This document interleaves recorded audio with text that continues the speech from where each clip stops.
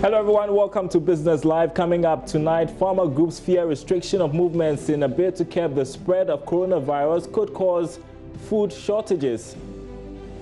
Also tonight, World Bank says Sub-Saharan Africa will suffer its first recession in 25 years as the coronavirus pandemic brings economies to a halt. Meanwhile, the African Development Bank gives $10 billion to support African governments. My name is Darryl Kwao. Thanks for being with us. We've got the details of these stories and others in this half hour of business news. Welcome back to the news. We begin with our summaries, and the Ghana Statistical Service and the UNDP are collaborating to track the impact of the coronavirus pandemic on businesses. And the UN is warning coronavirus could push 500 million people into poverty. Details next.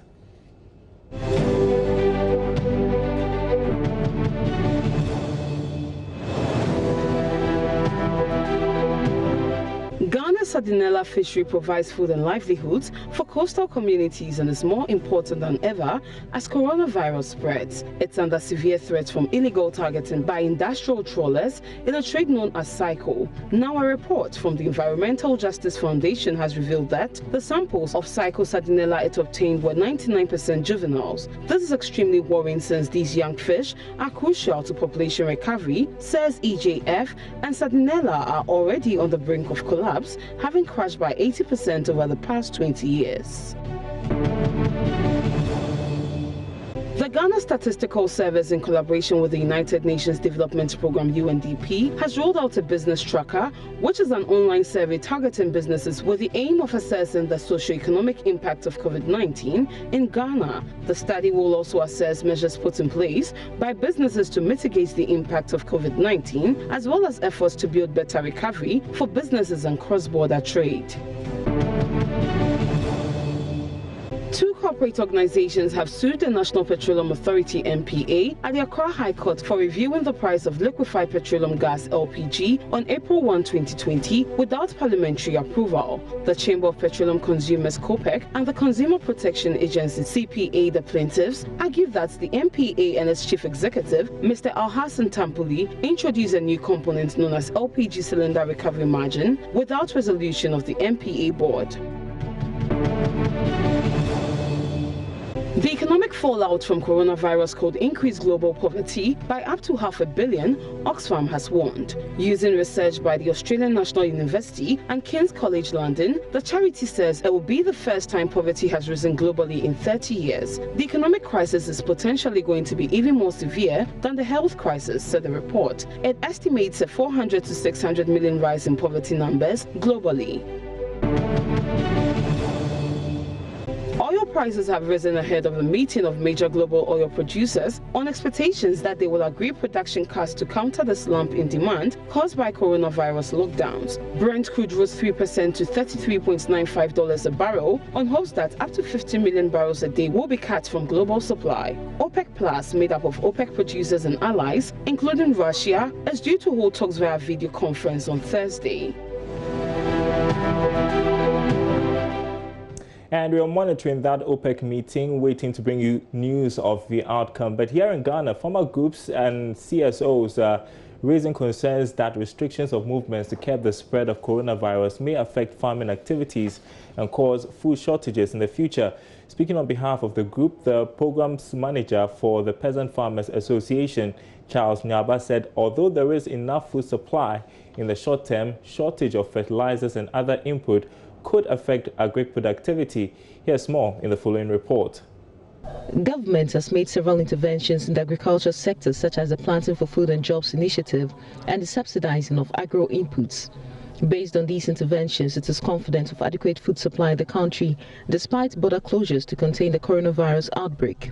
But peasant farmers are concerned this will only be for the short term. Programs manager for the Peasant Farmers Association, Charles Nyaba, warns, although there is adequate food supply, this may last for only a while. If you look at the behavior of farmers, immediately harvest, they sell part to use to offset their cost of production and save some, so that during the lean season they will sell those food items and use them to produce for the following year. So those who are still storing those food items are still there.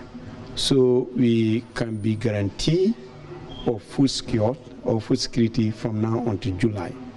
But what I'm not able to talk with certainty is whether we'll be able to still increase our food production, so that if we exhaust the small quantities that are still with farmers in their stock, we'll be able to continue to the end of the year and to 2021. Speaking on behalf of the farmer groups and CSOs, Mr. Nyaba raised concern the lockdown of parts of the country may cause food supply to run low. According to him, the lockdown is impeding the access to agro inputs by farmers.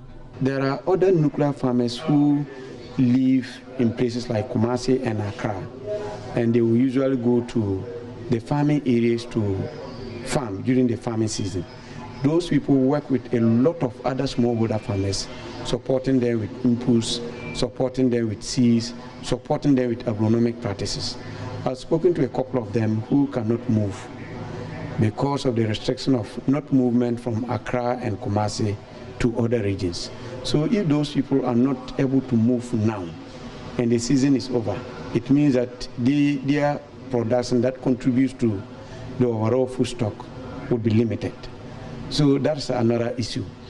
Now, the restriction in movement of some goods, of which food items and agro inputs were exempted, is still affecting farmers, even though there's a directive from the Ministry of Food and Agriculture to allow these goods to move. For one reason or the other, the security still puts on restrictions, making it difficult for these goods to move. And there are instances where those who are also transacting businesses with those goods, for whatever reason, decided not to do that. So as we speak, there are places that farmers are still struggling to get those inputs to engage in their businesses. Overall slowdown of businesses will also affect farmers. So we are thinking that if we don't put in measures now to avert those twists, it will affect our productivity and the yields that we are expecting for 2020. For Joy Business, Sheila Tamaklu reporting. Well, we have some more grim news. The World Bank says sub-Saharan Africa will suffer its first recession in 25 years as the coronavirus pandemic brings economies to a halt and disrupts global trade. Its Africa Pulse report revealed today said that gross domestic product in the region will probably shrink between 2.1% and 5.1% in 2020 compared with 2.4% last year on account of large contractions in South Africa, Nigeria and Angola, the three biggest economies. Joy Business economic contributor Philip Namfuri joins me via Skype. Philip, what other factors are basis for this projection by the World Bank? Adele, thank you for having me. Let me start off by saying, apart from the obvious trade supply chain disruptions, particularly when it comes to China and the Euro area, you realize that Africa's biggest trading partner as a whole is China, and some can argue vice versa for China also. Apart from that, let's look at the commodity prices. A lot of African countries depend on commodity prices to sustain their economies, or commodities in general. So gold, cocoa, oil, copper in some places, cobalt in some places, bananas, etc. Demand for all these will drop, and this will obviously tank African economies. Let's use Ghana as an example. We're already seeing the ripple effects in the cocoa industry. We're seeing it in the oil industry. Gold is holding a bit strong, but we expect that largely some of these commodity prices will drop because of the weak demand. And what about tourism? Tourism is a very important contributor to African economies. Nobody is traveling around the world. And even post this, there's something called the fear factor. Nobody will want to go to any tourist destination so easily because of the fear that perhaps the virus may still be lingering even post the virus. So these are some of the things that are hitting us and will manifest in the months to come. And what does a recession for sub-Saharan Africa mean? We're hearing it's going to be the first in 25 years. Yeah, Darryl, essentially, as there's a slowdown in demand for goods and services across the world, Africa is no exception. But you realize that Africa has come from a place where we've lifted people out of poverty. Let's bear in mind the Millennium Development Goals, then we transitioned into the SDG. Some of these had targets of moving people from the poor income lines to, let's say, some sort of decent living. And if there are lots of jobs, there's weak demand in the economy, these restrictions that we have to put in place to prevent the spread of the virus are preventing the poorest from moving and working, then you expect that it's further going to aggravate it. One example I want to bring to bear is remittances. You know, people in the international markets or developed world send people like us money. So let's talk about dollars, euro, pound. If there's a cut in flow of those funds coming, you can just imagine what people who receive funds from their relatives abroad, what are they going to depend on? Because they themselves are already suffering the effects of this virus. So these are some of the reasons why the recession, the slowdown, is going to have negative effects for us, particularly on the point of poverty. You can add other things in terms of our economic growth and the uncertainty to bring to Africa's entire development. And so what steps can African governments take? Daryl, African governments are already doing a lot. I mean, we talk about the health measures we are putting in place, but I think what we need to do, we are combining a multiplicity of measures. We're looking at fiscal issues, we're looking at monetary issues, we're doing our bit on the health. We will need some help from our development partners, no doubt. And I think the right mix of this over time should more or less mitigate the negative impact. But we just hope and pray that the virus obviously ends, because if there's no end in sight for it, then the negative effects are going to roll and roll and roll and roll. Doesn't look good, Philip. It doesn't look good at all. And that's why we need to really push ourselves as a continent and post this, try and look at ways of developing our economy. We've been talking about moving from agric to industry as a continent and stuff like that. Other people are already doing it. I think this is the time that the continent needs to look at how we can transition from just commodity prices only or dependent on commodities and start looking at our industrial base to boost our economies. Yeah. Philip Namfori, Joy Business Economic Contributor, thanks very much, my friend. Well, the African Development Bank Group announced creation of the COVID-19 response facility to assist regional member countries in fighting the pandemic. The facility is the latest measure taken by the bank to respond to the pandemic and will be the institution's primary channel for its efforts to address the crisis. It will provide up to $10 billion to governments and the private sector. Here's a News Desk report. President of the African Development Bank Group, Akinwumi Adesina, said the package took into account the fiscal challenges that many African countries are facing. He said, quote, Africa is facing enormous fiscal challenges to respond to the coronavirus pandemic effectively. The African Development Bank Group is deploying its full weight of emergency response support to assist Africa at this critical time. We must protect lives, and this facility will help African countries to fast-track their efforts to contain the rapid spread of the COVID-19, unquote. The fund entails $5.5 billion for sovereign operations in African Development Bank countries and $3.1 billion for sovereign and regional operations for countries under the African Development Fund, the bank's group concessional arm that caters to fragile countries. An additional $1.35 billion will be devoted to private sector operations. 2 weeks ago, the bank launched a record-breaking $3 billion Fight COVID-19 social bond, the world's largest US dollar-denominated social bond ever on the international capital market. Last week, the Board of Directors also approved $2 million grant for the World Health Organization for its efforts on the continent. Ebenezer Sabte's report for Joy Business. Chief Executive of Dalex Finance, Ken Thompson, has called on corporate Ghana, especially the financial sector, to go beyond donations and come up with plans that will help give a lifeline to small and medium enterprises in the country. His call comes after government promised to use part of a 600 million cedi allocation from the coronavirus alleviation program to support some SMEs, even though his finance house, Dalex Finance, is offering loans on 0% interest from now to June. Mr. Thompson tells my colleague Norvan Akwa-Hayford that the youth and SMEs need more support to survive this season. You know, what are you going to do? So say, you know, and it's as simple as that. I don't like people to cloud it in terminology. Well, I gave you a loan of 50 cedis. You are going to struggle to pay. I was expecting that you're going to pay, I don't know, 80 cedis. You know what? You take a loss of 40, I also take a loss of 40. That's it, and we both survive. But you must start to have those conversations now. Now let's look at, I think I saw something there with regards to some kind of discussions that people have said we need even to be able to access loans to revive various industries, SMEs and all that. When all this is over, or even whilst we are in the process of trying to contain it, let's look at businesses being able to give loans on zero interest. I don't know what your thoughts are and what Delex is doing in that regard.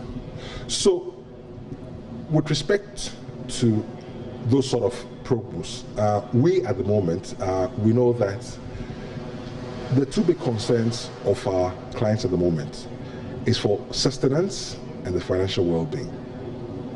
And 4 years ago, we launched a product called Delex Swift.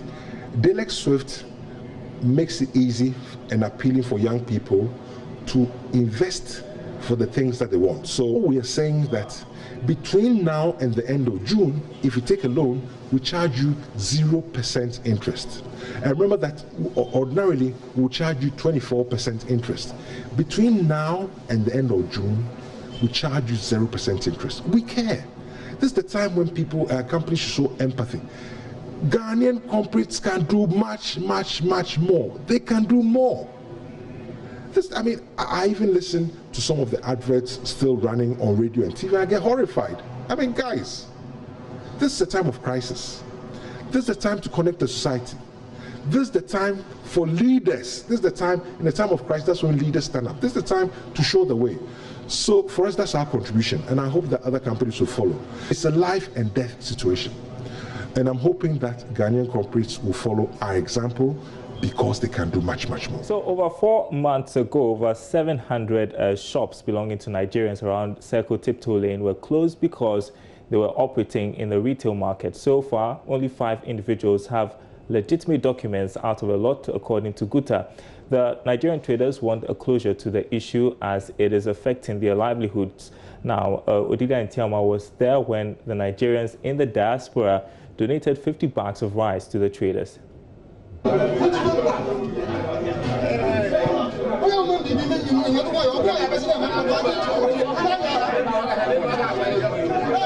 come to interview the president of the Nigerians Association in Circle, Chukwuemeka, and this is how I was greeted. We want to find out, it's been 3 months now.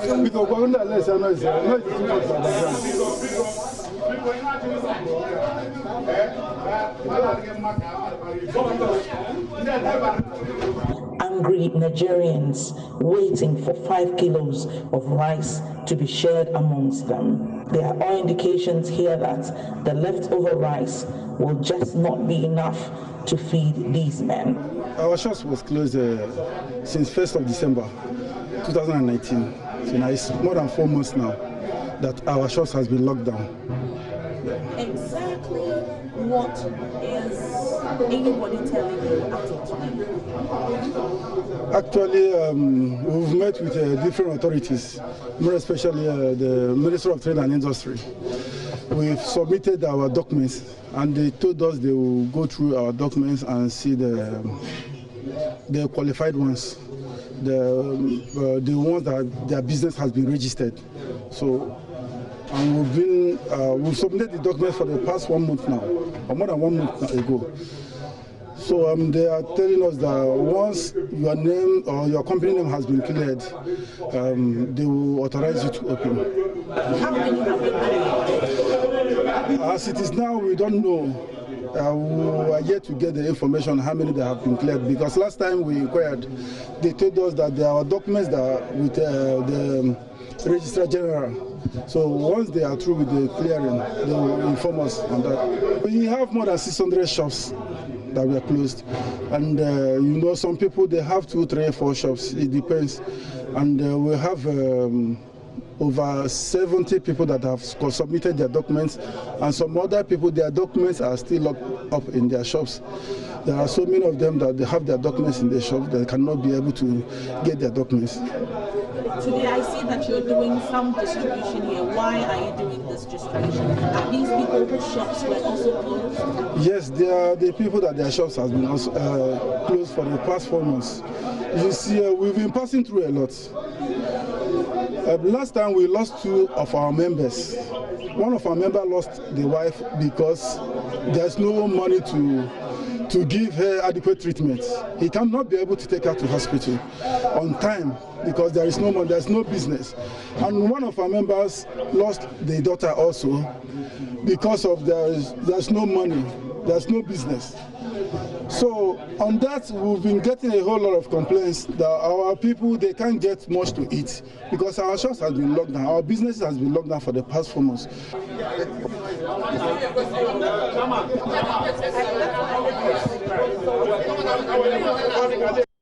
Well, just a quick update on this story. Joining us on the phone line is President of GUTA, Dr. Joseph Obeng.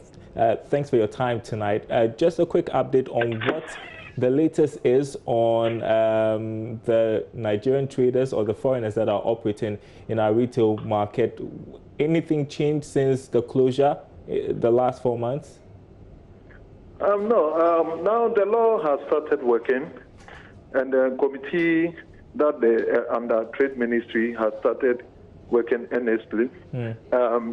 We started with Circle, and the committee went to sit down there, waited for about a week for people to submit their documents. They couldn't.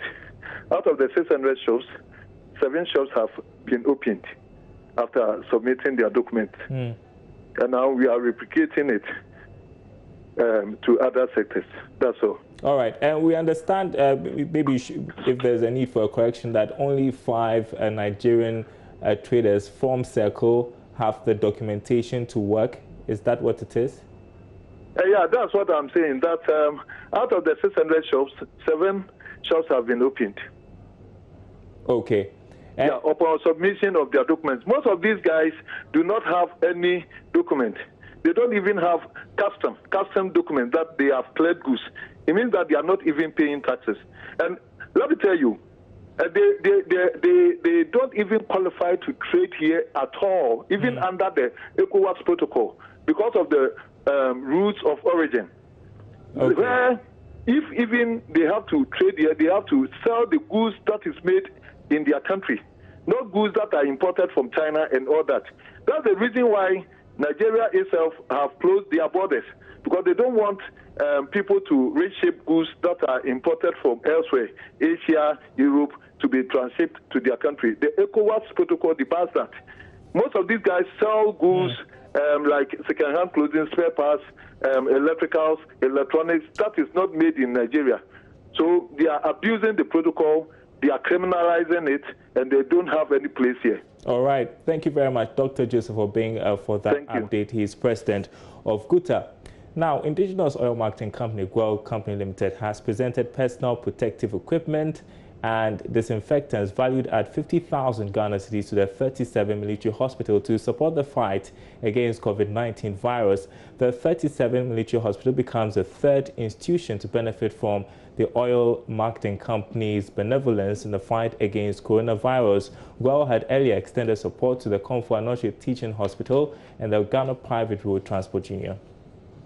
The items comprised 100 pieces of full-body gear, 100 pieces of surgical gowns, 10,000 pieces of hand gloves, 100 gallons of hand sanitizers, 100 gallons of wrapping alcohol, and 75 gallons of disinfectants.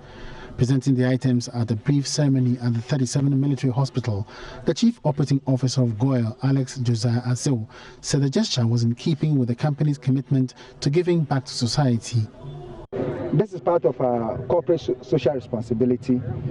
We work with the military, we work with the Navy, we work with the police service and what have you. And as part of our corporate social responsibility, we have come here to donate all these items to 37 Military Hospital.